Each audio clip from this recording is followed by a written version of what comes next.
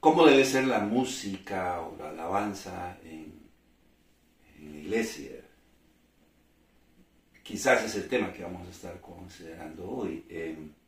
Mucho se ha dicho sobre este tema y poco en realidad se ha hecho por definir la forma en que debemos adorar a Dios en nuestras iglesias. Por un lado tenemos a los que dicen que no se debe contar con ningún tipo de restricción, que el creyente tiene libertad para alabar o adorar a Dios como mejor se le parezca, dando a entender que se pueden usar todo tipo de instrumentos musicales y todo tipo de ritmos, como he dicho antes, sin restricción.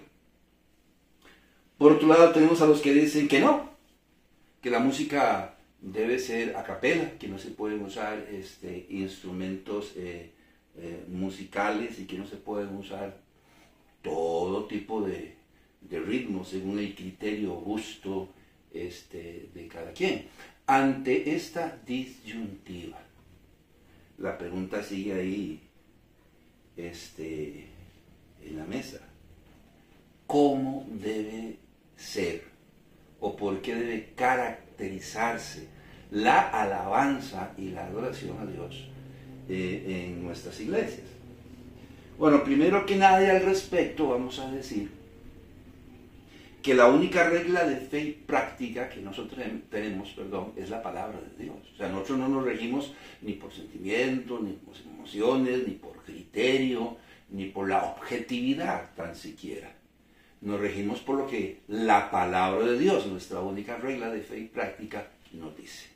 Así que esta pregunta no la podemos contestar si primero no analizamos lo que la palabra de Dios dice, por ejemplo, acerca de la música o acerca de la alabanza.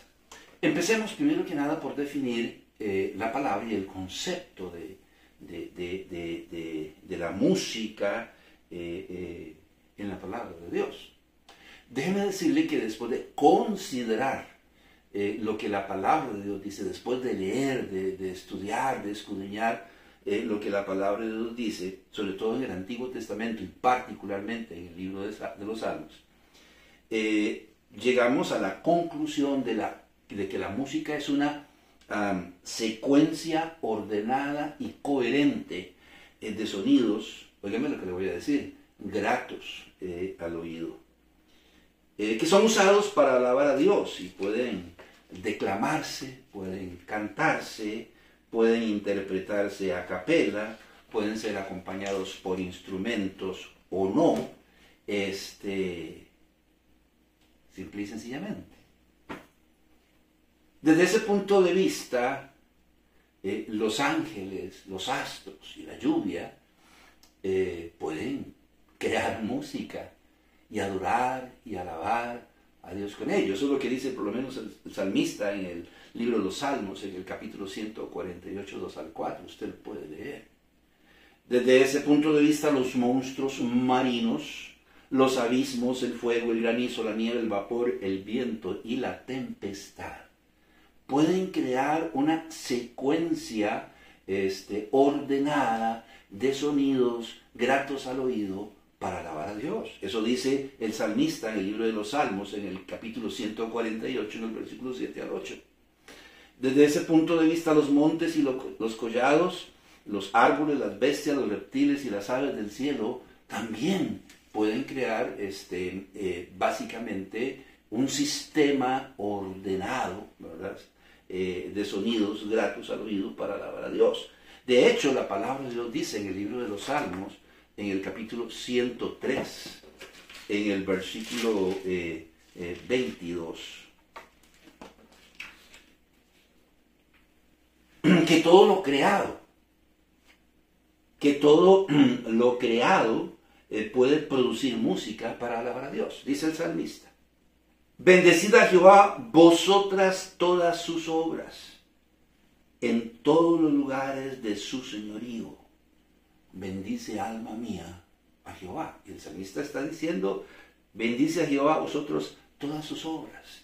Y en el libro de los Salmos, si no recuerdo, en el capítulo 150, en el versículo 6, dice: todo lo que respira alabe a Jehová. Y decimos sarcásticamente, bueno, vamos a cantar a Dios, vamos a alabar a Dios, y si usted no puede hacerlo, pues tome la respiración y sosténgala ahí, porque nosotros vamos a alabar a Dios, porque todo lo que respira, dice, alabe a Jehová. La segunda cosa que encontramos al analizar la palabra de Dios es que el origen de la música definitivamente tiene que proceder de Dios. O sea, procede de Dios.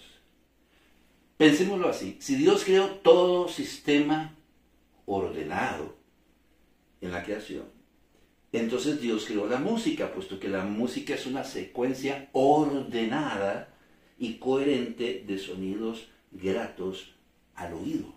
La palabra de Dios dice en el libro de Proverbios que Dios con sabiduría hizo todas las cosas, o sea, con conocimiento, con inteligencia, con orden, dice el profeta Isaías también. Entonces, si la música es un sistema ordenado, ¿verdad? Es un sistema o una secuencia ordenada y coherente de sonidos, entonces Dios tuvo que haber creado la música. O sea, Dios creó la música. Porque encontramos en todo lo hecho y creado por Dios un orden. Con respecto a los instrumentos musicales, en el Antiguo Testamento había todo tipo de instrumentos musicales. No todos se usaban para adorar y alabar a Dios. Parece que había una preferencia por las arpas, por los panderos, por los cuernos, por las flautas, por los címbalos, por las trompetas y ciertos instrumentos de cuerda. Valga decir que si usted analiza textos como los que encontramos en el libro de Apocalipsis, se va a dar cuenta que son los mismos instrumentos que usan los ángeles para adorar y alabar a Dios. Entonces había todo tipo de instrumentos, pero no todos se usaban. Parece ser que había preferencia por algunos instrumentos, los mismos que se usan para alabar a Dios en el cielo. Por lo que no vemos ningún problema en que se usen instrumentos musicales para adorar o alabar a Dios en la iglesia, para acompañar la alabanza y la adoración a Dios. De hecho, Dios en el Antiguo Testamento promovió la creación de instrumentos musicales. Yo creo que no se trata de decidir cuáles instrumentos o no deban usarse. Podemos usar, yo creo que cualquier instrumento, en tanto se sigan los estándares establecidos por Dios para su uso. En tanto se sigan los estándares establecidos por Dios, no por los hombres, porque a veces los hombres estamos diciendo cuáles sí y cuáles no. ¿Qué quiere decir eso? Bueno, que nosotros debemos echar mano de los principios contenidos en la palabra de Dios para administrar la música en nuestras iglesias. Voy a decirlo así, sin prejuicios y de la mejor manera posible, decentemente y con orden. Primera de Corintios 14, versículo 40. Primera de Corintios 14, 40. En el contexto del capítulo, el apóstol Pablo habla del orden que debe haber en la iglesia. Y entonces habla de los que practican o que tienen diferentes dones, de los que dicen salmos, de los que traen la enseñanza, etc. Entonces dice en el versículo 40, pero hágase todo decentemente y con orden. La palabra todo abarca todo, o sea, quiere decir sin excepción, todo, ¿verdad? La lectura, los coros, los himnos, los anuncios, el mensaje, todo. Dice, pero hágase todo decentemente y con orden. Entonces estamos diciendo que no vamos a ponernos a decir cuáles instrumentos sí y cuáles no. Podemos usar cualquier instrumento para adorar y alabar a Dios, en tanto se sigan los estándares o las normas o los principios establecidos por Dios para hacerlo. Y estamos diciendo que nosotros sin prejuicios debemos usar estos instrumentos o los diferentes tipos de alabanzas en tanto se haga decentemente y con orden. Entonces vamos a establecer o vamos a mencionar algunos principios que nosotros debemos considerar a la hora de usar música o usar diferentes tipos de alabanzas en la iglesia para adorar y venerar a Dios. Principio número 1. Esto es básico y esto es fundamental. La música y la alabanza debe ser usada para honrar y glorificar a Dios. Punto. O sea, no se trata de la música que a usted le gusta o no se trata de la música que a mí me gusta, se trata de honrar y glorificar a Dios. Entonces el primer principio es fundamental. La música y la alabanza debe ser usada para honrar y glorificar a Dios. Por lo tanto, no debe usarse para atraer, manipular o agradar a los hombres. Colosenses capítulo 3, versículo 17. Y todo lo que hacéis, sea de palabra o de hecho, hacedlo todo en el nombre del Señor Jesús, dando gracias a Dios Padre por medio de Él. Está claro, ¿verdad? Todo, otra vez, sin excepción. Todo lo que hacéis, sea de palabra o de hecho, hacedlo todo en el nombre del Señor Jesús. Igual, en su contexto. Usted puede leer, por ejemplo, en el versículo 23, se me ocurre, y todo lo que hagáis, hacedlo de corazón como para el Señor y no para los hombres. Entonces, el primer principio es básico y fundamental. La música y la alabanza debe ser usada para honrar y glorificar a Dios, no para atraer, manipular a las masas o agradar a los hombres. Principio número 2. La música para alabar a Dios debe ser exclusiva y original. ¿Me escuchó? Principio número 2. La música para alabar a Dios debe ser exclusiva y original. Si Dios es el creador, dueño, amo y Señor de todo cuanto existe, el único y sabio Dios, el todopoderoso, no podemos usar la música que ha sido concebida para honrar a segundas o a terceras personas para alabar a Dios. ¿Por qué? Porque Dios no es plato de segunda mesa. Así de sencillo. Porque Dios no es plato de segunda mano. Por lo tanto, no podemos cambiarle la letra a la música del mundo, cualquiera que ésta sea, y ponerle, entre comillas, música cristiana para glorificar el nombre de Dios. Cuidado si estamos metiendo fuego extraño en la iglesia. El que lea, entienda, dice la palabra de Dios, y no considere lo que dice Levítico, por ejemplo, capítulo 10, versículo 1.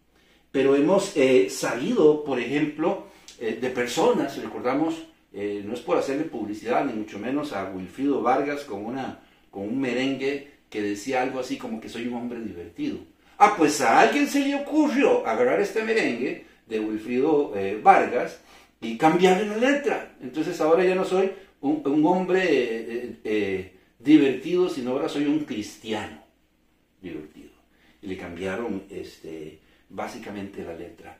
Letra y música que se usaba en salones de baile o que se sigue usando en salones de baile, en bares y cantinas. Ahora le ponemos una letra, entre comillas, cristiana para alabar y glorificar a Dios. Todos recuerdan Felices los Cuatro. Bueno, a alguien se le ocurrió agarrar la música de Felices los Cuatro y ponerle entonces letra cristiana para alabar y glorificar a Dios. Un tema que promovía la relación entre cuatro personas. También recordamos un famoso Despacito. A alguien se le ocurrió ponerle letra cristiana y para usarla y para glorificar a Dios. Usted puede buscar en Google. Ahí están los videos de los desórdenes que se han hecho.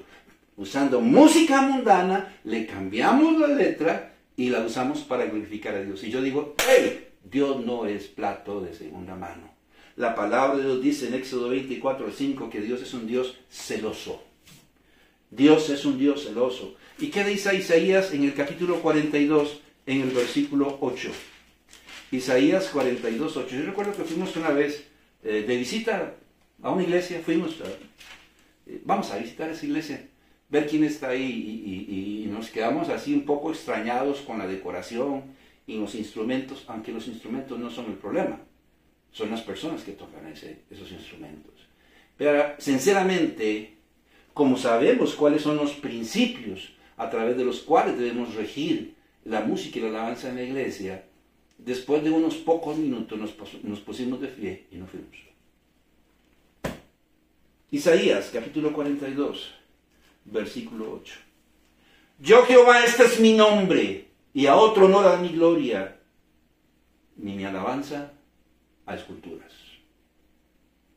Está diciendo Dios, yo Jehová, yo soy el que soy, el eterno.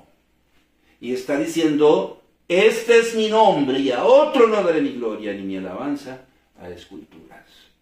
Usted puede seguir leyendo en su contexto, y qué es lo que sigue diciendo el Señor en el libro de Isaías, en el capítulo 42. Él dice en alguna parte, cantad a Jehová un cántico, dice. Cantad a Jehová un cántico, perdón. Dice, cantad a Jehová un nuevo cántico, su alabanza desde el fin de la tierra, y los que descendéis al mar, y cuanto hay en él, las costas y los moradores de ella. Y que está diciendo en su contexto, cantad a Jehová un nuevo cántico. No un refrito, no algo que ha sido usado para honrar y glorificar a segundas y a terceras personas. Está diciendo con claridad. Yo no entiendo por qué seguimos con la manía. Principio número 3. La música en la iglesia debe ser con propósito. Además de usarse para alabar a Dios, debe usarse para enseñar y preparar el corazón de los oyentes. Y si yo encuentro en las iglesias hoy en día es que las canciones y los coros que programan no tienen ningún propósito, a menos que sea enardecer la mente y el corazón y el cuerpo de las personas, para sacarles el dinero. Quizás sea el único propósito que tienen. Dicen por ahí que alguien escribió un libro que se llama Vida con propósito, y después escribieron Jóvenes con propósito, Mujeres con propósito, Iglesias con propósito. Deberían escribir un libro que se llame Música y alabanza con propósito. Yo no sé si ya lo escribieron. Pero la música que se programa en nuestras iglesias carece de propósito. Es puesta ahí, simple y sencillamente, porque nos gusta.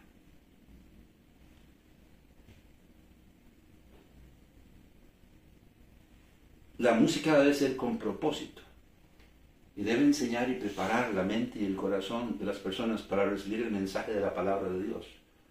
No para entretener a nadie.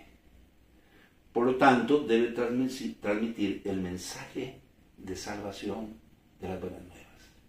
Y yo recuerdo un ejemplo en el libro de Lucas, en el capítulo 2, en el versículo 10. Yo no sé si usted recuerda la anunciación del nacimiento del Señor Jesucristo. Y dice aquí en Lucas, en el capítulo 2, pero el ángel les dijo, no temáis, porque aquí os doy nuevas de gran gozo que será para todo el pueblo. ¿Recuerdan a los pastores? Le apareció primero un ángel y que les dijo que iban a nacer, que estaban haciendo o había nacido en Belén. Y de repente dice que apareció una multitud de ángeles. ¿Usted recuerda qué cantaban los ángeles? ¿Cómo decía? Gloria a Dios en las alturas y en la tierra paz a los hombres de buena voluntad. Gloria a Dios en las alturas y en la tierra paz, buena voluntad para con los hombres. La alabanza, la música, los cantos en la iglesia deben ser con propósito y deben preparar la mente y el corazón de las personas para recibir el mensaje de Dios. Por ejemplo, deben transmitir el mensaje de las buenas nuevas, como lo hicieron los ángeles cuando les dijeron a los pastores, mire, aquí les vengo a contar, les vengo a decir que ha nacido en la ciudad de David el Mesías, el Salvador del mundo, el que ha sido esperado por muchísimos años. Ha nacido. Eso es lo que nos enseña a nosotros la palabra de Dios, como lo hicieron los ángeles. Debe usarse con propósito para edificar la vida de los creyentes. Primera de Corintios capítulo 14, versículo 26. Primera de Corintios capítulo 14, versículo 26. ¿Qué hay pues, hermanos? Cuando os reunís, cada uno de vosotros tiene salmo, tiene doctrina, tiene lengua, tiene revelación, tiene interpretación. Hágase todo para edificación. El salmista, el que va a pasar a dirigir la música, el que va a cantar, está diciendo aquí con mucha claridad. El que trae la enseñanza, el que trae la revelación, el que trae la interpretación, hágalo para edificación. Y si no puede hacerlo para la edificación de las personas, mejor no lo haga. Todo debe ser con propósito, para transmitir el mensaje de las buenas nuevas o para edificar a los creyentes. Siendo que la música facilita el aprendizaje de las personas. Los niños pueden aprenderse hasta las tablas de multiplicar. De hecho, han hecho canciones sobre las tablas de multiplicar de manera didáctica para ayudar a los niños a aprenderse las tablas de multiplicar. Se usa para que los jóvenes puedan aprender fórmulas matemáticas. Por ejemplo, yo recuerdo que en el seminario, en una clase de geografía, teníamos que aprendernos los nombres de las iglesias de Asia Menor. Entonces, un compañero, Dios lo iluminó seguro, entonces Éfeso, Esmirna, Pérgamo y Tiatira, le puso música. Y entonces él llegaba al seminario, a las clases, cantando, yo era Éfeso, Esmirna, Pérgamo y Tiatira. Yo no sé la música dónde la sacó por ahí, pero le puso música. Y fue genial, porque aprendimos así rápido. Así que a los adultos se les facilita recordar. Por lo tanto, la música en la iglesia debe enseñar, debe motivar y debe exhortar a los creyentes a vivir en santidad, sirviéndole al Señor con temor y temblor y de todo corazón. Yo me puse a hacer un trabajo, hay trabajos que yo hago a veces que no sé ni por qué los hago, pero comencé a poner acordes a los himnos y a los coros. Quizás la gente usa pistas, quizás usa música en vivo, pero habrá gente que está empezando, que no tiene estos recursos, o vive muy lejos en zonas rurales o en las montañas, y tal vez toca guitarra, y entonces va a necesitar himnos y coros con acordes. Mientras estaba haciendo ese trabajo, tuve que hacer un alto y wow, yo no recuerdo todas las enseñanzas y mensajes que el pastor predicó desde que yo era niño. Pero al ver las letras de estos himnos y de estos coros, me doy cuenta que muchos de los principios cristianos que yo creo están presentes en estos himnos y estos coros. Y estos coros afirmaron las enseñanzas y los principios cristianos que a mí me fueron enseñados. Un ejemplo, ya para los niños no se usa ni música, ¿verdad? Pero yo recuerdo una clase de rayitos. Dirá alguien. Sí, claro. Somos soldaditos, siervos del Señor. Yo todavía recuerdo ese coro. Pero hay un coro que no puedo olvidar y que yo sé que marcó mi vida. Cuidado mis ojitos lo que ven. Y ahí va. Cuidado mis oídos lo que oyen. Que en el cielo está el Señor, Él nos mira con amor. Y cuidado mis manitas lo que tocan. Y cuidado mis piecitos donde van. Y yo si algo siempre he sentido, son los ojos de Dios observándome en cada momento de mi vida. Eso es lo que necesitan hoy los creyentes que han caído en adulterio, en fornicación, etc. Y que siendo creyentes todavía practican el pecado. Recordar que los ojos de Dios están puestos sobre nosotros y que nadie se puede esconder de su mirada. Pues desde un niño me lo enseñaron, pero me lo reafirmaron a través de un coro, como cuidado mis ojitos lo que ven. Dice la palabra de Dios en el libro de los Salmos, en el capítulo 15, en el versículo 2.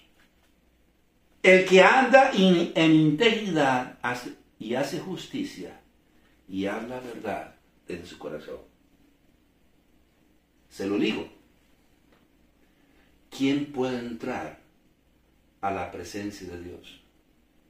El justo de manos. Tarararariran, tarararariran, tarirarará. Ok. Dice, y el limpio de manos y un corazón puro. que no es vanidoso y sabe amar. Y yo recuerdo este himno. El limpio de manos, que no es vanidoso. Óigame, basado en el libro de los Salmos, en el capítulo 15, en el versículo 1 en adelante. ¿Quién puede entrar a la presencia de Dios? El limpio de manos. Hoy el limpio de manos, el sucio de manos y de todo el cuerpo pretende entrar irrelevantemente, irreverentemente a la presencia de Dios. Aquí estoy, Señor, borracho, pero te amo, te estoy dando. ¡Ey! Dios es santo. Parece que lo estamos olvidando. ¿Será porque la música no contribuye en nada? Nos enardece, nos mete una dosis de adrenalina y salimos de la iglesia poderosos y victoriosos para seguir viviendo en la misma miseria en nuestras casas? Veo qué culto más maravilloso y glorioso. Lástima que no impactó su vida para que su vida también sufriera cambios. La música en la iglesia debe ser con propósito. Valga decir que no existe una postura definida ni para orar, ni para adorar a Dios. No existe. Sin embargo, la palabra adorar quiere decirse postrarse hasta el suelo. Esto es un acto de humildad o de humillación. Cuando usted entraba delante de la presencia de Dios, del rey, cuando usted entraba a la presencia del rey, usted entraba, pero él estaba en un lugar alto. El trono de Salomón tenía por lo menos 6 escalones y estaba en un lugar alto. Y la persona llegaba, y además de que el trono del rey estaba en un lugar alto, la persona se arrodillaba y terminaba postrándose totalmente en el suelo delante del rey. No conozco un solo ejemplo en las Sagradas Escrituras de profetas o personas que se encontraran delante de la presencia de Dios que no hicieran lo mismo. Y Juan dice, yo caí al suelo. Y dice Daniel, yo caí al suelo. Y usted puede analizar la palabra de Dios. No existe una postura definida para orar o para alabar a Dios. Pero es inevitable no estar en la presencia de Dios y caer postrado hasta el suelo. Bueno, la música en la iglesia debe inducirnos a rendirnos a los pies de nuestro Señor. No estar de pie saltando y brincando. Dice la palabra de Dios.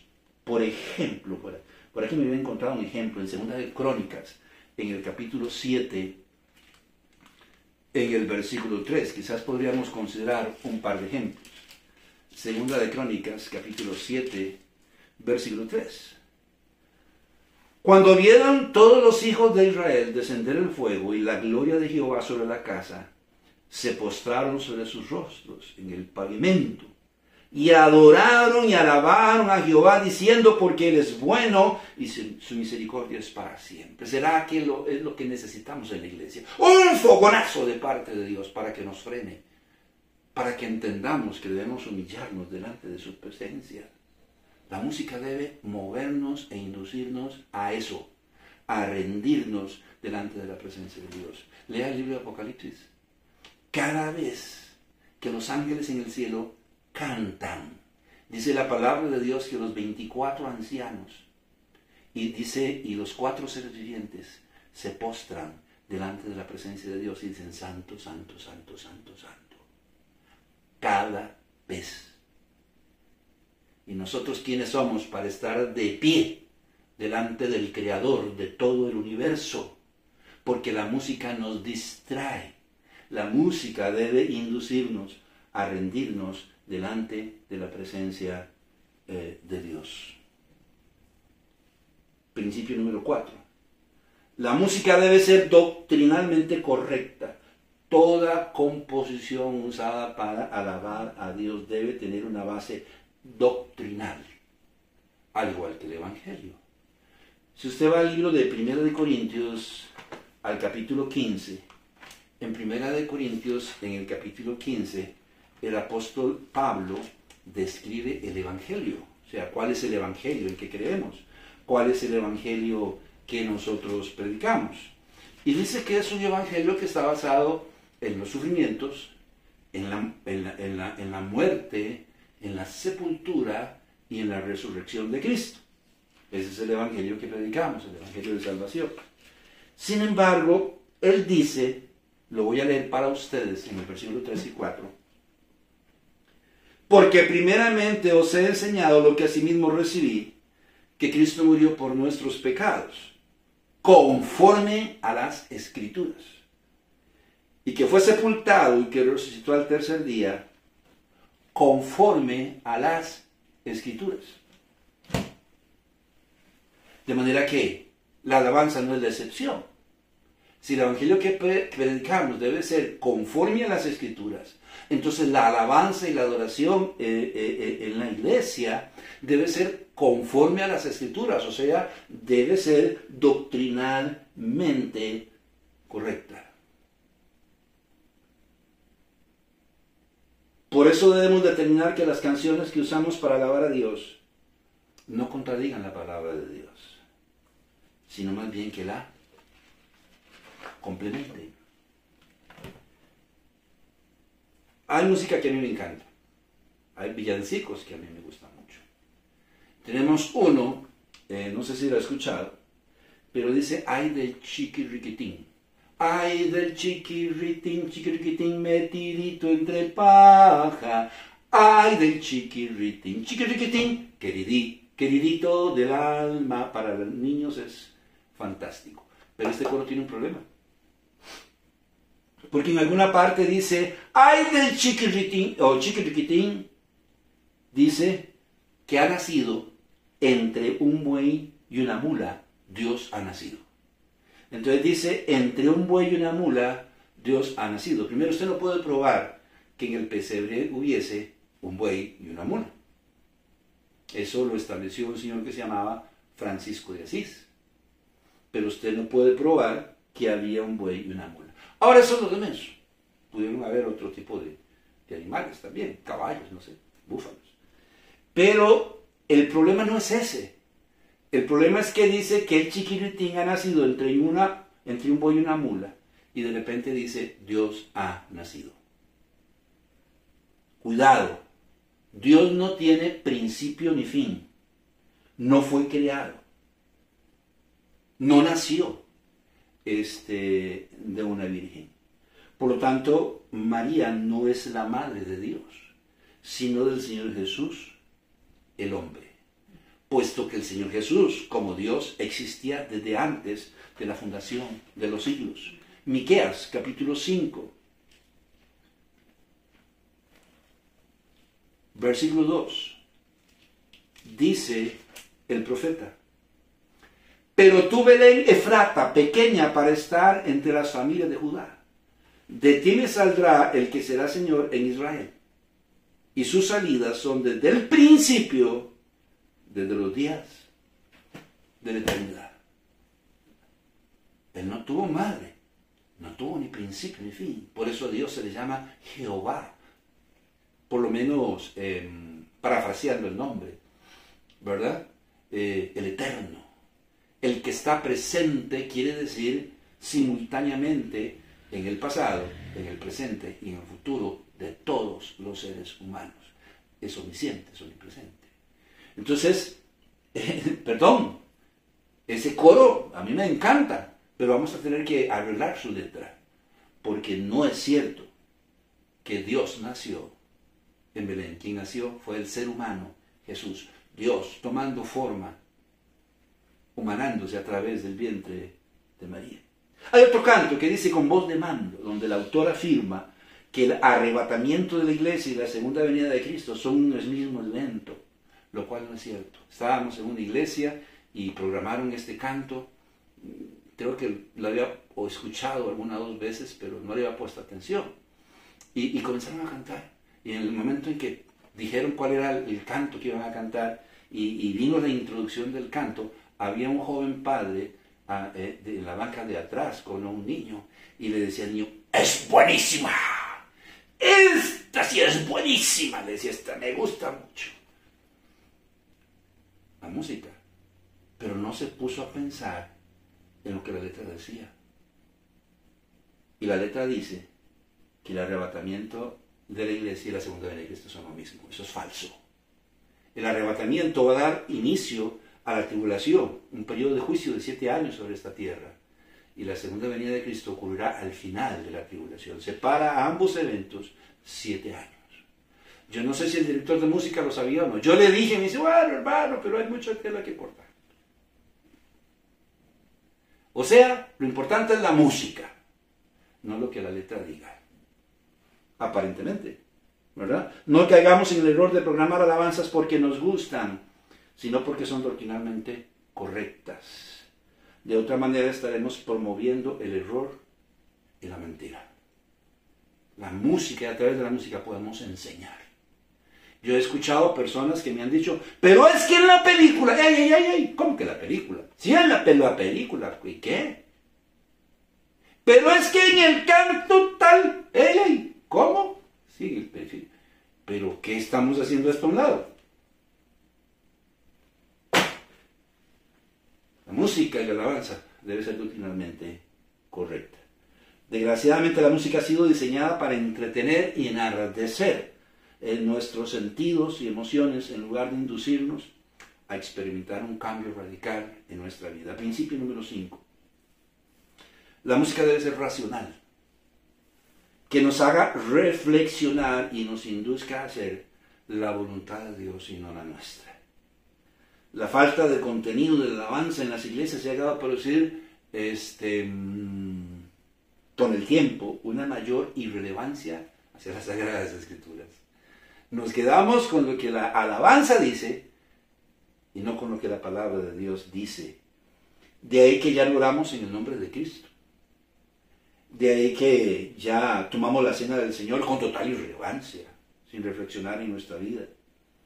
De ahí que nos vestimos y hablamos y nos comportamos como mundanos.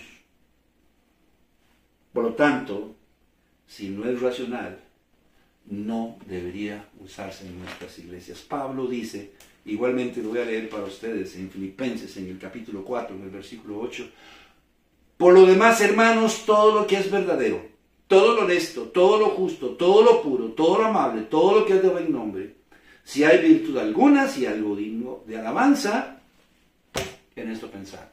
Y si no, no. Parece que cada vez vivimos sin principios, sin normas, sin reglas. Y está diciendo la palabra de Dios, la música debe inducirnos a pensar, a reflexionar en nuestra vida. Hace muchísimos años, yo no sé si él llegará a ver este video, pero alguien nos enseñó a tocar guitarra en 2 meses. ¿Cómo es eso posible? Yo lo sé, pero nos tiramos al agua. Y estábamos practicando un coro, otro hermano y yo en mi casa, él en su casa, y después nos juntábamos. Y él estaba practicando en su casa este coro. Este coro decía algo así como, si estás en pecado, no lo pienses más, hermano. Cristo te conoce aunque escondas tu sentir. Él te ama tanto que su vida dio por ti, para que te sanara y tuviera salvación. Y ahí sigue el coro. Y está hablando del pecado. Y está llamando al arrepentimiento. Y a confesar el pecado. Y ahí estaba un joven como, no sé, 16, 17 años podía tener en aquella época. Tal vez hasta menos. Y estaba practicando en la sala de su casa. Su papá estaba en la casa. Déjeme decirle que su papá estaba involucrado en una relación de adulterio con otra mujer. O sea, que no era su esposa. Estaba siendo infiel a su esposa. Y justo cuando él estaba practicando, la amante de su papá llamó a la casa. Y el papá contestó el teléfono. Y estaban conversando cuando ella interrumpió y le dijo, mi amor, dígame una cosa. ¿Qué es esa música que yo oigo de fondo? Y le dice él, es mi hijo que está practicando una canción para la iglesia. Por favor, yo quiero oírlo.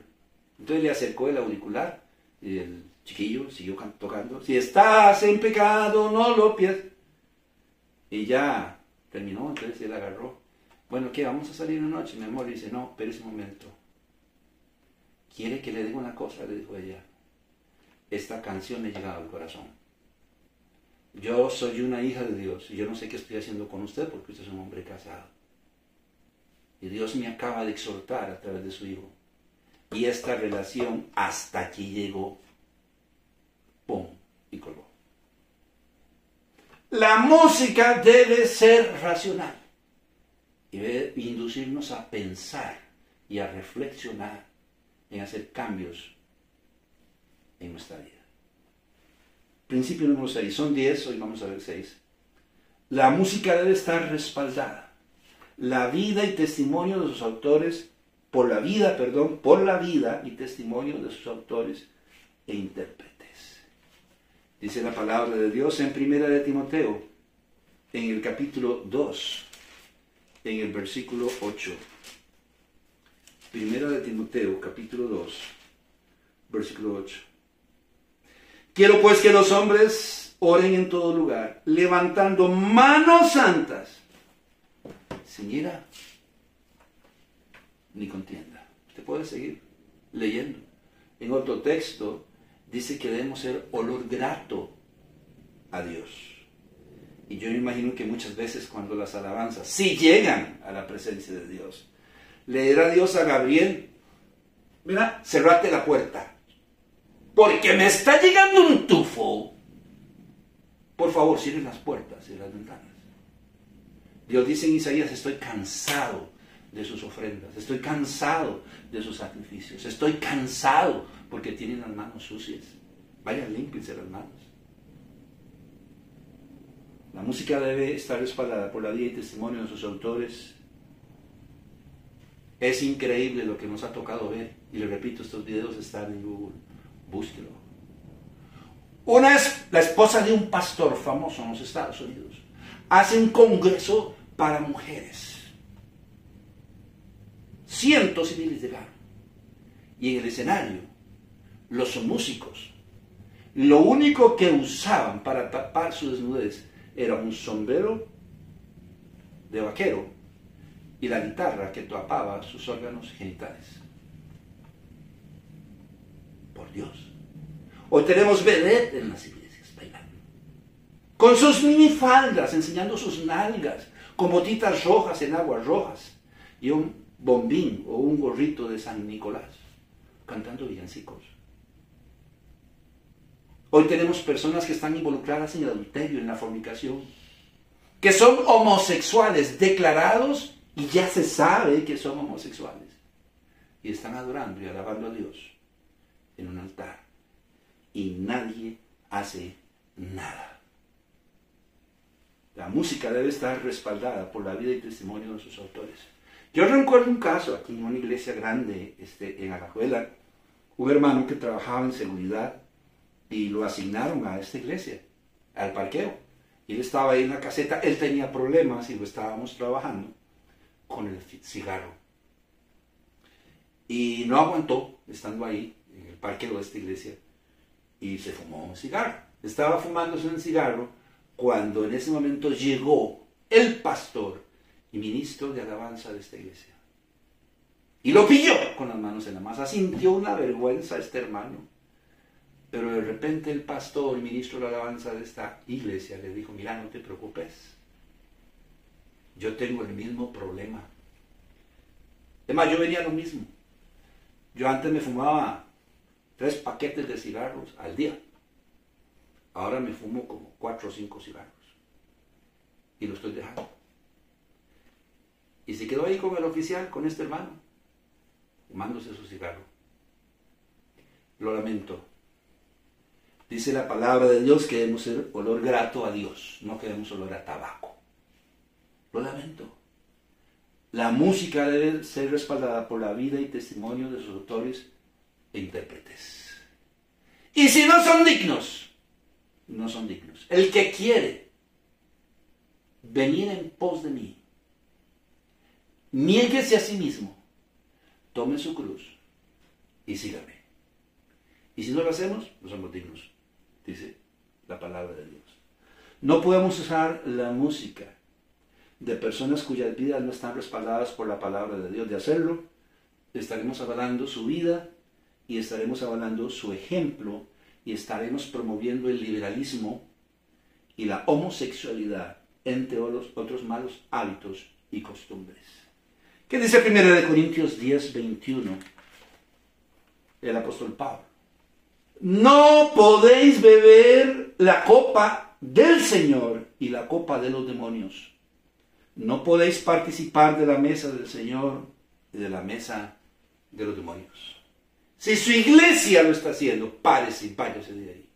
Tiene la justificación correcta para poder hacerlo.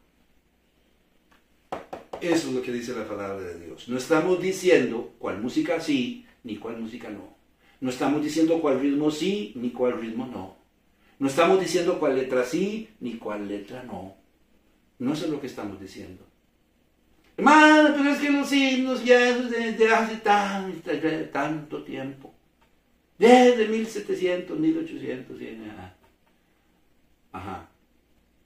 Bueno, pongámonos a escribir letras, nuevos himnos y nuevos cantos, pero que cumplan los estándares y los requisitos establecidos por Dios en su palabra. Deben ser para honrar y glorificar a Dios. Deben ser originales. ¿Recuerda? Entre otros, deben ser originales, deben ser con propósito, deben ser doctrinalmente correctos. ¿Verdad? Deben ser con propósito. Y deben, la vida de los autores y de los intérpretes, estar respaldados por la palabra de Dios. 6 principios. En un segundo video veremos 4 más. Mi nombre es Carlos Corrales. Que Dios te bendiga. Que la pases bien.